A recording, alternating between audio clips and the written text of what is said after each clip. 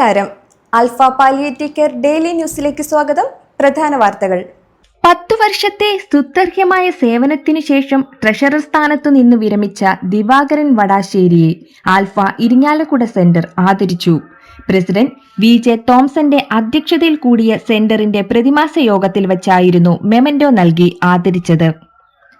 ഇരിങ്ങാലക്കുട സെന്ററിന്റെ രക്ഷാധികാരിയായ സുധാകരൻ പോളശ്ശേരി ചെയർമാനായ പോളശ്ശേരി ഫൗണ്ടേഷൻ ഇരിങ്ങാലക്കുട സെന്ററിലെ 2 സ്റ്റാഫിന്റെ ശമ്പളം പ്രതിമാസം നൽകാൻ തീരുമാനിച്ചു.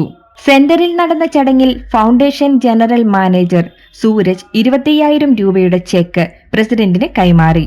കൂടാതെ സെന്ററിന്റെ സെക്രട്ടറി എൽസമ്മ ജോൺസന്റെ ബന്ധു ആൽഫയുടെ പ്രവർത്തനങ്ങൾക്കായി നൽകിയ 1,00,000 രൂപയുടെ സഹായവും യോഗത്തിൽ കൈമാറി.